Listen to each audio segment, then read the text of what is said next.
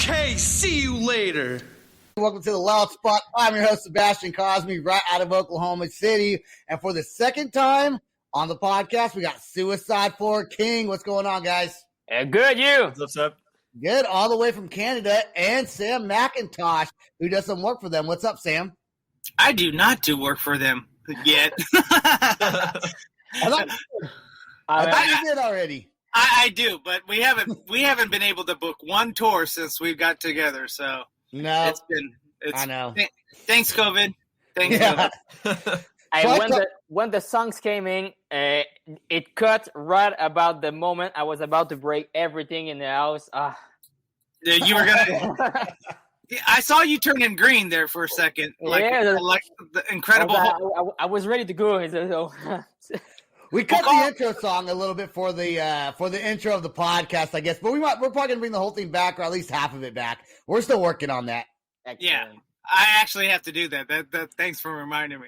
But on top of that, you will hear the whole thing on audio version from Hot Zone because Sebastian has to hear circumference of his beep. That's his favorite part. Excellent. It is my favorite part. You know what, Sam? Also on YouTube, you call them Hotline. So I always go back and I change it. Hot Zone. I know, but you describe it Hotline. But I always go back and edit it to Hot Zone. In the description? Yeah. No. Okay. I think it's maybe autocorrect. That's probably it does autocorrect. So Suicide for a King. You guys were on the montage Sam made for me. Jeremy, you were. Awesome. Always full of energy, man. And you guys' fucking band rocks. You guys know that. So I talked to you a couple months ago, I think, if even that long. But you guys have been up to some new things since we last talked on the podcast. Mm-hmm. Yeah. Actually, the last time we spoke, I don't remember if our new song "Misconception" was out. It was or not. I can't remember the last time. It's been too long, man. Well, now what song is that we have that we're gonna play tonight on the show? This one's tonight is called "The Worst in Us." The Worst in Us. Yeah, boy. So how long are you guys working on this song for? Actually, forever. Actually, not that long. We started right when the coronavirus started, so almost a year from now. But all the steps were like starting with some riff, then put it better and better, and put the lyrics on it. So it's been almost a year. Yeah, that is kind of a long time. Yeah, we like to put time in our project to when we put it out there is the best we can make.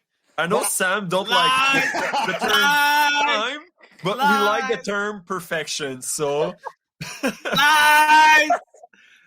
What really happened is their instruments were locked up in a studio, a practice studio for almost all of COVID. I'm like, guys, why aren't you throwing some stuff out there? They're like, dude, our stuff's locked up in a warehouse where we practice at, and the guy's not answering the phone. He's not coming in to unlock that door.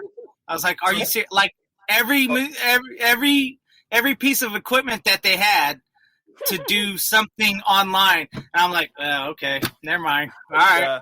Our guitars, or maybe not all our guitars, but I had one at my place, but all of second and other guitars was there. Our amp was there. A drum was there. Everything. We couldn't have the access during like maybe a month or something like that. I thought it was like 2 months almost. Oh yeah, that much? Yeah. Right. Was he not? Pretty sad times. Was he not answering because of COVID? Yeah, probably. Yeah. Or he was just trying to keep your shit? Because you don't want people to get access to their place and try and start practicing. Is COVID kind of easing up over there in Canada? I think it's honestly I don't know, because I thought it was good, but it sounds worse because last time we spoke we didn't have lockdown, and now we're in lockdown, so we can't go out after 8. Yes. No, not true. You're in lockdown, Jeremy. Everyone else can roam freely. They're like that Jeremy guy.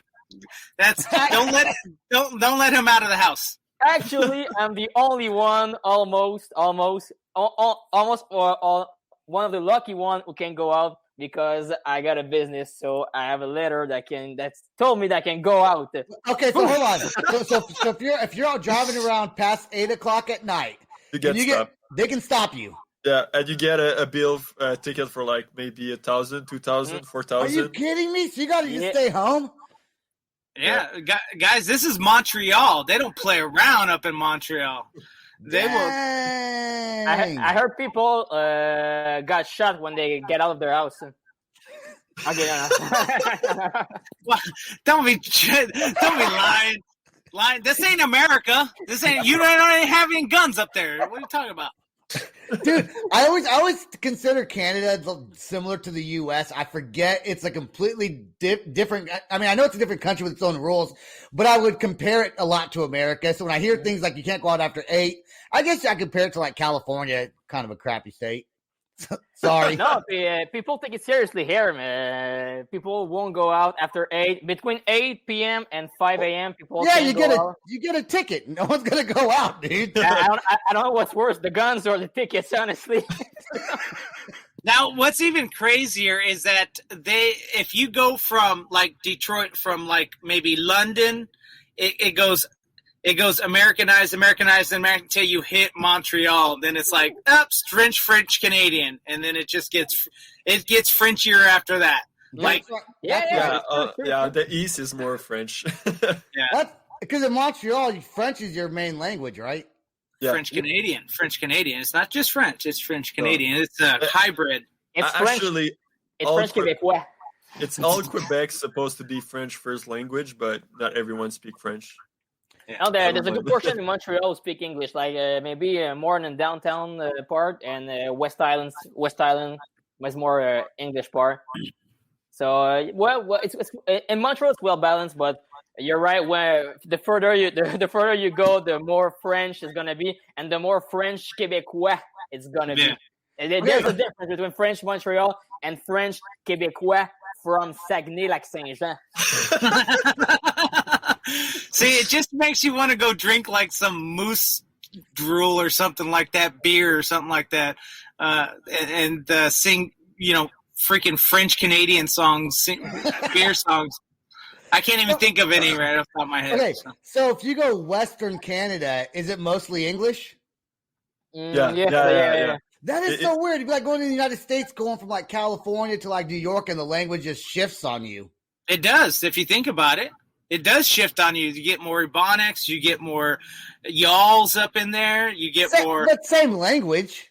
I know, but it's the same thing in Canada. The more west you go, it's more A's in there, or less A's coming out of it. So, it goes like this A, and then you have that Minnesota kind of right in the middle.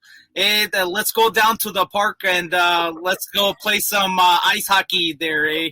Doesn't sound more like Russian, but I mean. No. I think that sounded Canadian to me. I got a business. One of my business partners lives in Canada. He sounded just like Sam. Like he sounded just like him. Yeah, I think Russian would be more like.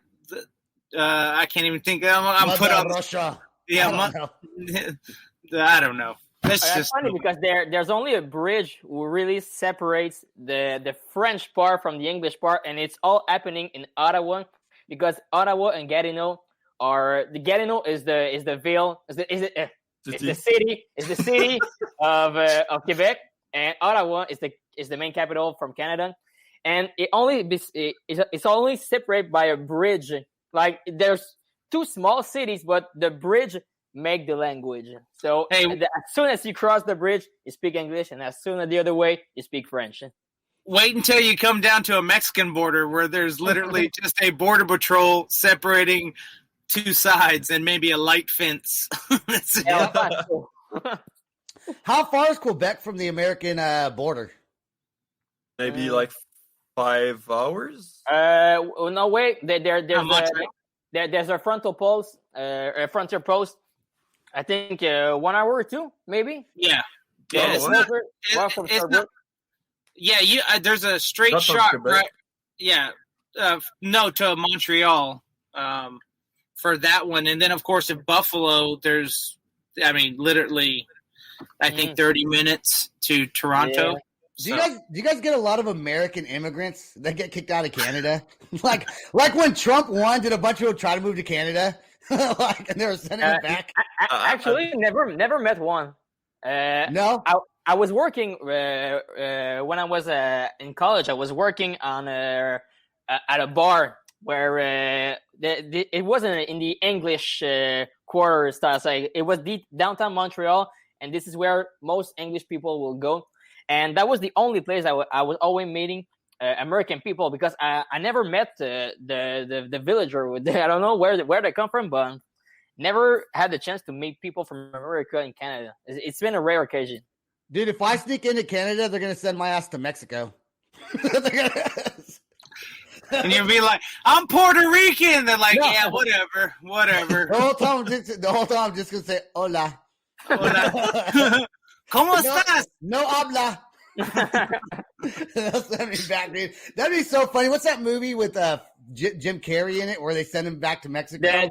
The with Dick and James, the crazy of Dick and James. Yeah, I say, yeah, call my wife.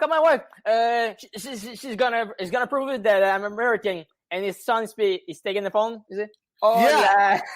He speaks Spanish because they were rich and they had a nanny who taught him Spanish. Yeah. So they can't speak Spanish. That's a funny movie, man. Let's go ahead and play your music video.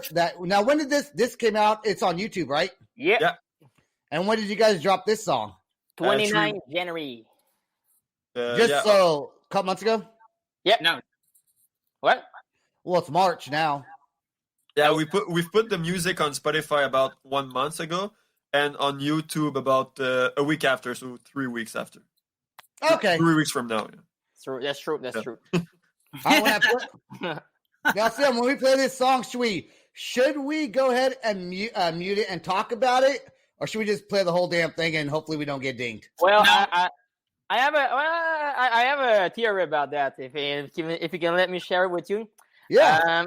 From an aspect, like, people can hear music all the times when they're at home, but with us on the live, it's a bit like in the bonus feature when you listen to a movie. You can have the director commentary when you listen to the movie. As a listener, it's really annoying to hear the commentator speaking when you're listening to a movie. But I'll let your discretion. Well, what we're trying to do is keep from getting dinged. But then again, you guys are not a big band, so they might not ding it. But the algorithms. You're big to me. You're big to me. Don't. No. You got to understand, you're going to give Jeremy the biggest head if you tell him that he's huge and he's popular here in America. It's starting right now. So let's just go ahead and play it all the way through and say fuck it. Let's see what happens. Okay, I might add a little bit of commentary. I might pause it and add some commentary instead of muting it. I'll just pause it. So let's play it right now, and I'm gonna mute myself once I do. It's gonna automatically mute you. Okay. So. Let's